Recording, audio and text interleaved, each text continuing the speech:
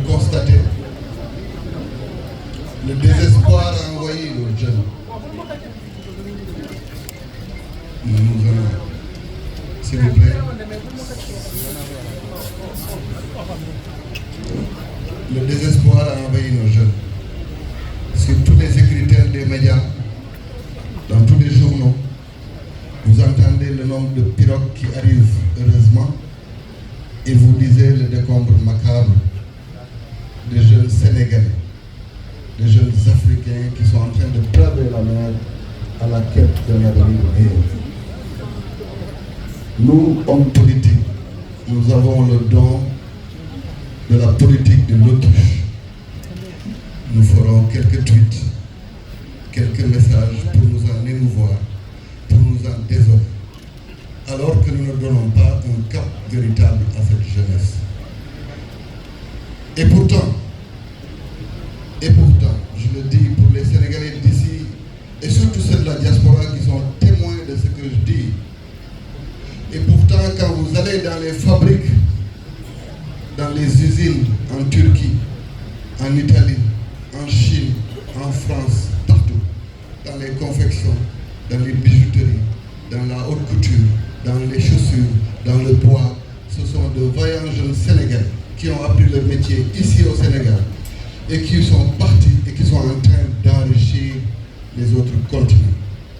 Or, il était possible de leur donner un meilleur avenir chez eux. Et au nom de ça, nous devons tous nous engager. Nous devons nous engager d'abord pour que nos frères et sœurs qui aujourd'hui sont appelés diaspora sénégalaise et qui sont en train de nourrir plein de familles, qui sont en train de participer à l'essor économique, à la solidarité sociale sénégalaise. Nous devons nous battre pour que cette diaspora continue d'avoir le cordon ombilical avec notre pays. Et pour ça, Dieu sait que c'est facile. Qu'est-ce qu'ils nous demandent? Ils nous demandent un lien avec leur pays. Ils nous demandent d'être là pour eux quand ils ont besoin de formalités administratives. Ce n'est pas normal qu'un Sénégalais qui vit au Brésil, en Italie ou en France doive courir pour avoir ne serait-ce qu'une copie de sa pièce d'identité, ne serait-ce que la copie de son passeport. Ce n'est pas normal. Nous sommes dans un monde connecté. Nous devons pouvoir fournir une plateforme à la diaspora sénégalaise pour que partout où il se trouve, le fils du Sénégal qui a besoin de l'État du Sénégal puisse en un clic déposer ses formalités et avoir la requête qu'il faut pour la production de ces documents. Vous savez que parfois ils vivent dans la détresse quand ils perdent un des leurs, j'allais dire un des nôtres. Oui, il arrive que le fils du Sénégal meurt et qu'on doit faire une quête pour pouvoir ramener le corps au Sénégal. Et la responsabilité de l'État est d'être là pour ces Sénégalais-là. Mais ils sont abusés, ils sont bernés tous les jours à la quête d'un toit, parce que le trou est toujours dans leur tête. Mais pourquoi nous n'organisons pas les conditions pour leur accès digne au foncier, à charge pour eux-mêmes de se battre pour construire si on ne peut pas construire pour eux? Qu'est-ce qu'ils nous demandent, nos frères et sœurs de la diaspora? Ils nous demandent que quand ils ont des opportunités dans le cadre de l'exercice de leur mission dans ces pays-là, quand ils ont une opportunité à amener au Sénégal, qu'on leur donne le link pour pouvoir le faire. Mais voilà ce que nous devons faire pour eux. Ils ne demandent pas plus. Ils demandent d'être Sénégalais alors qu'ils sont en train de servir le Sénégal ailleurs. Et ce Sénégal nouveau-là, nous devons le construire avec eux. Nous devons construire le Sénégal nouveau avec nos agriculteurs, avec nos éleveurs, avec nos pêcheurs. Nous sommes un pays côtier où la pêche devait être un formidable outil de développement. Mais nous avons ce paradoxe dans notre pays pour l'agriculture, l'élevage et la pêche d'appeler nos pêcheurs des artisanaux, nos agriculteurs des extensifs et nos éleveurs des extensifs et nos agriculteurs les paysans. Parce que nous ne les mettons pas dans le champ de la modernité. Et pourtant, d'autres Sénégalais se battent et réussissent et gagnent énormément d'argent dans l'agriculture, la pêche ou l'élevage. Mais pourquoi la grande masse, elle qu'on connaît comme existentiellement agricultrice, éleveurs et pêcheurs, comment ces personnes-là ne doivent pas aujourd'hui trouver un cadre d'expression qui puisse les lier avec le vrai Sénégal. Battons-nous pour que les licences de pêche reviennent aux pêcheurs artisanaux. Accompagnons-les pour avoir des bateaux.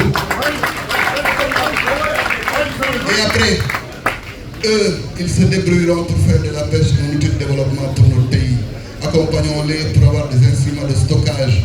Accompagnons-les pour les transferts de technologie quand il le faudra. Accompagnons-les parce que c'est eux qui connaissent la pêche, c'est eux qui doivent faire la pisciculture. Et donc c'est sur eux qu'il faut miser pour que tous les métiers connexes de la pêche puissent être exercés par des pêcheurs, des vrais. Nos éleveurs, au nom de cette supposée tradition fataliste, nous dit-on, nos éleveurs sont encore dans ce type d'élevage de survie. Une belle expérience, et je loue d'ailleurs le président Macky Sall pour cette belle trouvaille avec le ranch de Doli. Une belle expérience comme le ranch de Doli doit être dupliquée chez moi à Kolda, parce que je suis la deuxième région d'élevage du Sénégal. Osons mettre des ranchs de Doli partout où il y a de l'élevage au Sénégal. Ça permet de créer des micro-mondes économiques intégrés où après nous développons les métiers connexes à l'élevage. Parce que nous pouvons derrière avoir de la tannerie, nous créer de nouveaux métiers. Mais que la pêche devienne un outil de développement, il est paradoxal que notre pays continue d'importer du lait. Il est paradoxal qu'on ne mette pas en exergue la pertinence de chaque jeune Sénégalais, de chaque chef de famille sénégalais qui se bat pour mettre au toit de sa maison ou parfois dans la cour de sa maison quelques moutons et qui en survie. Pourquoi nous ne promouvrons pas demain l'agriculture périurbaine, l'élevage périurbain? Parce que ça se fait. Il faut qu'on se batte résolument pour que ceux-là qui sont en train de voir comment s'en sortir avec ces moutons à côté ou ces chèvres ou ces poulets demain puissent en vivre parce que ce sont des métiers et parce qu'ils peuvent nous aider dans le cadre de la lutte pour l'autosuffisance par rapport aux moutons, par rapport à beaucoup d'autres animaux qui sont nécessaires au développement de notre pays, à l'agriculture surtout. Nous avons besoin de d'ânes, de chevaux. Et tout ça peut être l'objet d'une étude particulière pour que l'élevage devienne un outil de développement sérieux. Cette agriculture qui systématiquement est nourrie d'intrants, de matériel agricole, de semences, au l'orée de chaque hivernage, et qui ne s'en sort pas, mérite qu'on s'arrête dessus. Et comment s'y arrêter? C'est de créer un comportement économique chez nos agriculteurs. Il le faut. Ils ne doivent pas être dans cette logique systématique d'assistanat. Nous devons promouvoir la modernisation de l'agriculture d'une autre façon. Renforcer nos sols, c'est vrai. Promouvoir la recherche, c'est vrai. Renforcer surtout la recherche en mettant des fonds innovateurs pour ces sujets-là. Mais oser aller vers des cycles qui peuvent être adaptés au dérèglement climatique actuel, mais renforcer le paysan pour qu'il ne soit plus un paysan et qu'il soit un agriculteur. C'est le Sénégal fragile qui nous intéresse. Le Sénégal fragile, c'est 10 à 12 millions de Sénégalais qui sont dans l'agriculture, c'est vrai, dans la pêche, dans l'élevage, mais qui sont surtout dans plus de 150 métiers de l'artisanat et qui aujourd'hui, malheureusement, sont surtout dans une logique, encore une fois, d'assistanat sans qu'il n'y ait de solutions pertinentes, hardies, pour que demain, l'artisanat soit notre premier input vers une vraie politique industrielle. Mes chers compatriotes, quand vous allez chez un mécanicien, vous avez la présomption que c'est un mécanicien. Chez le mécanicien existe au moins 5 métiers. Il y a le tôlier, il y a celui qui s'occupe du froid, il y a l'électricien, il y a le mécanicien lui-même, il y a le vulgarisateur, au moins. Il est laissé en rade, il est laissé pour compte. Alors que lui exerce une mission de service public parce que l'apprentissage est une mission dévolue à l'État du Sénégal. Si nous voulons renforcer nos métiers artisanaux, tous ceux qui sont dans l'apprentissage de jeunes Sénégalais, l'apprentissage, je dis, de jeunes Sénégalais, toutes ces personnes, tous ces métiers méritent un regard particulier. Regardons les importations de notre pays. Vous verrez que nous allons importer cette année au minimum 2400 milliards. Nous importons jusqu'au cure-dent. Nous importons au Sénégal les cure-dents. Ne me dites pas que nos menuisiers ne peuvent pas faire des cure-dents. Ne me dites pas qu'ils ne peuvent pas faire des fauteuils ou ces types de mobilier. Ils en ont les moyens, il leur manque juste les outils. C'est ce que je disais à l'entame de mon propos. Quand vous irez dans beaucoup de fabriques en Turquie ou ailleurs, vous verrez de jeunes menuisiers sénégalais qui sont en train de travailler. Donc si on achetait toutes les unités de fabrique et qu'on les mettait à la disposition des menuisiers du Sénégal, ils allaient produire ici les tables, les chaises et tout ce dont on peut avoir besoin dans le cadre du développement de ce secteur et par conséquent de notre pays, et ainsi fixer les jeunes de notre pays. Il faudrait qu'on dise aux jeunes qu'il est possible de s'en sortir ici, mais qu'on fixe le cap. Ça ne sert à rien d'être dans un discours cosmétique. Il faut qu'on soit le plus pratique possible, parce que si on veut qu'il reste, il faut qu'on le dise que notre Sénégal est possible. J'ai donné juste un exemple chez les mécaniciens. J'aurais pu le faire avec les bijoutiers qui aujourd'hui, pour certains types de finitions, vont voyager. Alors qu'on aurait pu leur trouver les outils pour le faire ici. C'est la même chose chez la confection, sur beaucoup d'autres secteurs. Donc accompagnons les secteurs producteurs, accompagnons les secteurs socio-économiques qui sont le Sénégal et qui n'ont presque pas de lien avec le Sénégal. Mais tout ça, Inch'Allah, fera l'objet d'un développement le moment venu. Nous en parlerons, mais nous voulons. Certainement, nous irons en campagne parce que vous attendez ma réponse pour ça. Mais ce qui est le plus pertinent, quand nous sommes dans un processus comme celui-là, c'est que nous avons 5 ou 6 mois pour parler du Sénégal. Parlons enfin du Sénégal. Arrêtons les insultes. Arrêtons les colibés. Arrêtons les accusations gratuites. Parlons du Sénégal. Que les Sénégalais refusent d'écouter tous ceux qui sont dans les calomnies et les accusations gratuites, qu'ils écoutent, qu'ils nous disent ce qu'ils ont dans le ventre pour le pays. Qu'est-ce qui nous importe? C'est notre développement socio-économique. Ce n'est pas dit où sont nos costumes prophètes. Ce qui nous importe, c'est de dire comment nous allons nous en sortir. Nous sommes dans un pays en crise. Il faut accepter de le dire. Nous sommes deux Sénégal face à face. Jadis, vous pouviez avoir des obédiences ou des opinions différentes et cohabiter dans votre demeure. Mais aujourd'hui, c'est compliqué de vivre ça. Les tensions sont à leur extrême. Il nous faut réconcilier le Sénégal. C'est le premier défi auquel nous devons faire face.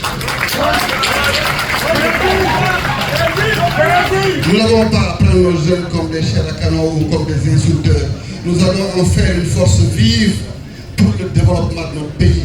Nous allons refuser que nos jeunes soient instrumentalisés à tout va pour des combats qui ne sont pas les leurs, pour des combats qui sont là que pour l'ascension d'hommes et de femmes politiques.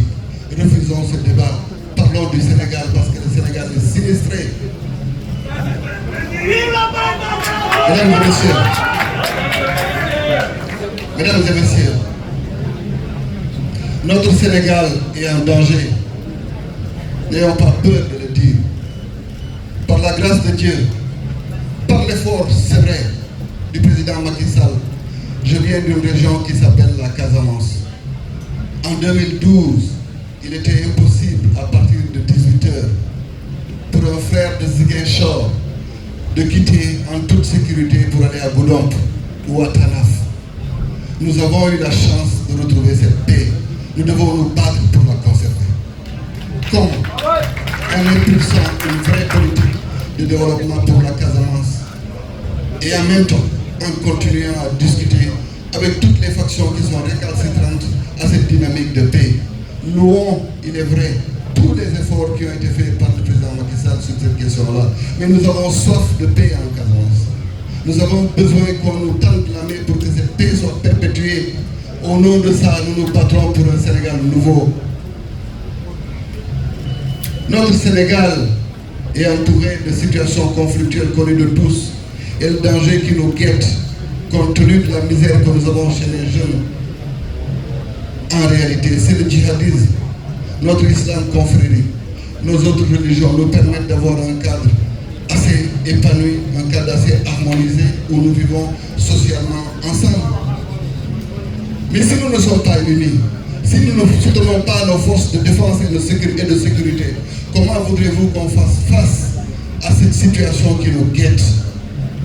Où maintenant, de nouvelles idéologies panafricanistes, et d'ailleurs très loufoques très souvent, voudraient choisir d'enlever le bleu, blanc, rouge de la France pour nous mettre un autre bleu, blanc, rouge, celui de la Russie certainement. Pourquoi nous ne pouvons pas compter sur nous-mêmes Africains? Pourquoi nous ne nous battrons pas pour que l'économie africaine soit intégrée? C'est la vraie réponse. Pourquoi nous ne nous battrons pas pour que l'Afrique politique soit une Afrique unie et qui va dans la même direction? C'est le seul combat qui vaille.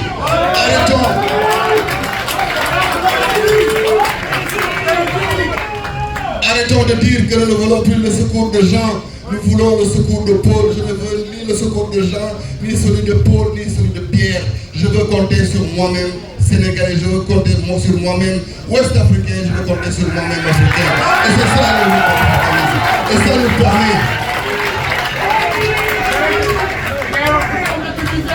Et ça nous permet résolument que nos élites africaines soient unies, que nos ensembles économiques soient homogènes, parce que nous avons les moyens de développer l'Afrique par nous-mêmes, savoir agir, penser par nous-mêmes et en bénéficier pour nous-mêmes doit être un leitmotiv chez chaque Africain, chez chaque Sénégalais.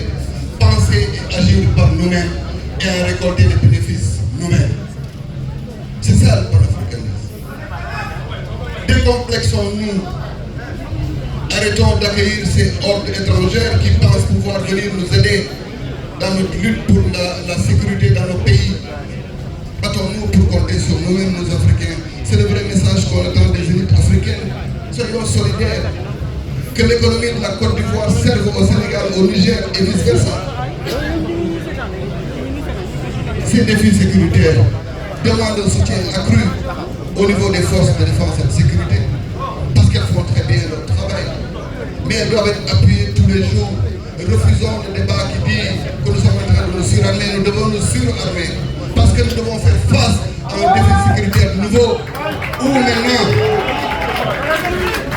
où maintenant le pétrole et le gaz créent de nouveaux enjeux, où nous avons tous espéré que nous allons rester chez nous autour de chaises pliantes et du thé et profiter du pétrole alors que ce ne sera pas le cas.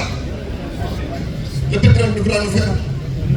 Nous devons avec le pétrole et le gaz faire face à nos engagements internationaux. Nous devons continuer le développement, nous devons mettre l'humain au cœur de nos politiques économiques.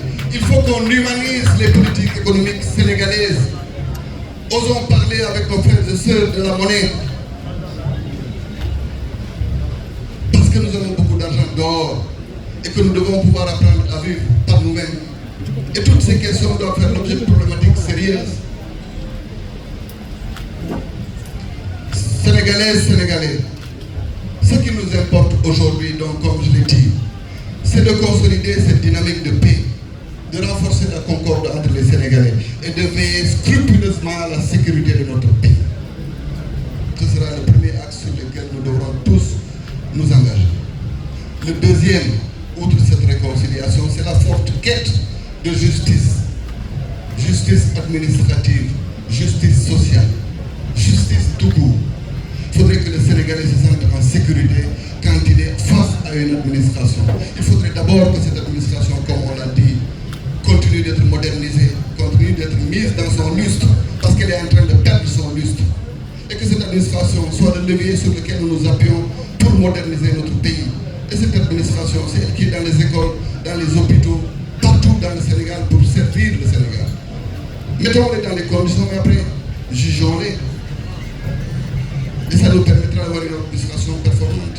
Une justice qu'il faut réformer, nous sommes tous d'accord dessus. Nous avons parmi les meilleurs magistrats du monde qui sont formés à de bonnes écoles. Ils ne demandent qu'à servir le pays. Nous ne les laisserons pas aujourd'hui comme des chairs à canon, seuls face à un peuple qui les jugera. Non, nous les mettrons dans les outils de performance qu'il faudra pour que demain, notre Sénégal soit un Sénégal de sécurité juridique. Je ne voudrais pas être long parce que ça, normalement, Ce sera notre propos lors, comme on dit, de la campagne d'investiture, Inch'Allah. Mais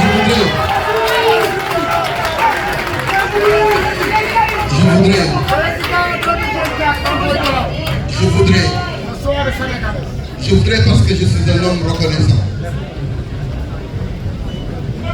Je ne suis pas ingrat. Et au nom de cette reconnaissance, rendre un hommage appuyé à un homme que j'ai respecté, aimé, adulé. Je voudrais parler du président Macky Sall.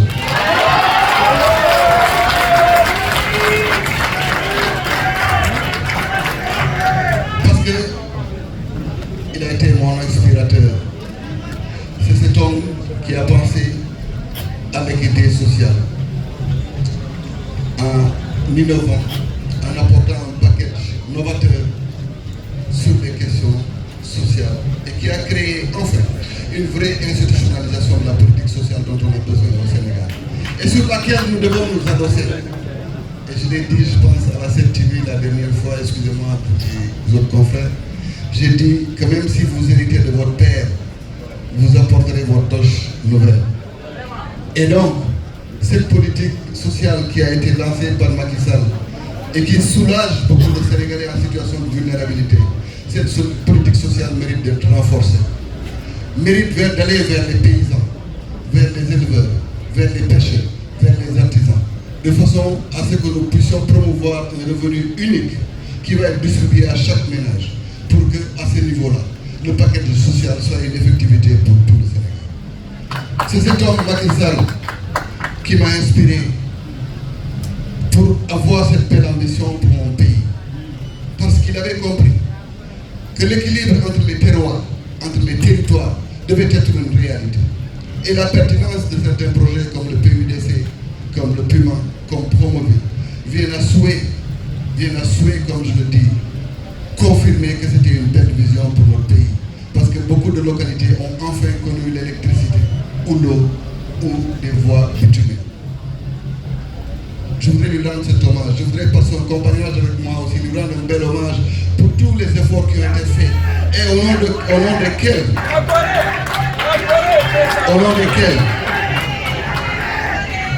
nom desquels aujourd'hui nous pouvons prétendre à ce qu'il y a de mieux en matière d'infrastructure. Au point d'ailleurs que pour la plupart du temps, quand on débat sur Macky Sall, on ne parle jamais du bilan matériel parce qu'ils en ont tous peur, parce qu'on sait qu'il a fait son devoir pour le Sénégal. Mais la plus belle leçon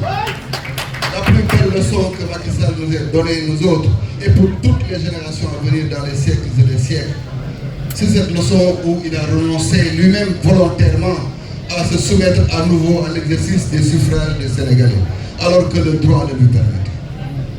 Le président Macky Sall a considéré qu'au nom de la paix, qu'au nom de la parole donnée, il n'allait pas à ce nouveau solliciter les suffrages des Sénégalais. Quelle belle leçon de patriotisme. J'ai appris à ses côtés et il m'a couvé, il m'a respecté. J'ai appris beaucoup avec lui, j'ai eu la chance, par sa confiance, d'avoir fait le tour du Sénégal avec sa tête de liste nationale aux élections législatives de 2017, Mohamed Boun Abdallah Dionne, et nous avons eu une belle victoire. J'ai eu la chance d'accompagner le président de la République candidat à l'élection présidentielle de 2019 où j'étais un des 3 qui était dans son équipe permanente. Et j'ai beaucoup appris, j'ai compris que le Sénégal est grand, que le Sénégal mérite un regard plus général. Je voudrais vraiment que comme demain, nous célébrerons les grands d'Afrique, le plaidoyer qu'il a fait pour notre pays, pour l'Afrique au niveau mondial, qui ont donné même des résultats dernièrement avec le G20, puissent être des actions ancrées, gravées dans l'histoire et dans la mémoire collective de notre pays. Mais il a décidé que sa mission à la tête du Sénégal était finie et qu'elle devrait prendre fin en avril. Cela ouvre de nouvelles perspectives. Mais enfin, laissons à chaque enfant du Sénégal le droit légitime de pouvoir présenter sa candidature à l'élection. Laissons à chaque Sénégalais, laissons à chaque Sénégalais qui en a le droit la possibilité de dire sa vision pour le pays. Et laissons enfin le peuple roi son pouvoir divin, j'allais dire, de décider de qui va présider aux destinées du Sénégal. Et nous autres, hommes politiques de tous bords, profitons de cette période pour amener la paix dans les cœurs. Profitons de cette période pour réconcilier les Sénégalais. Profitons de cette période pour donner un nouvel espoir à notre jeunesse. Profitons de cette période pour poser les vrais débats. Que les Sénégalais refusent d'écouter ceux qui sont toujours dans l'insulte.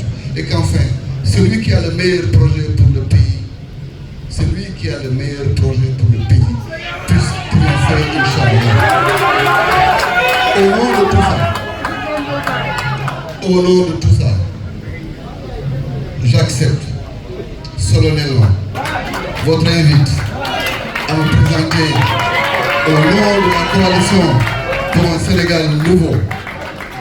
Donc de porter le flambeau de la coalition pour le Sénégal nouveau.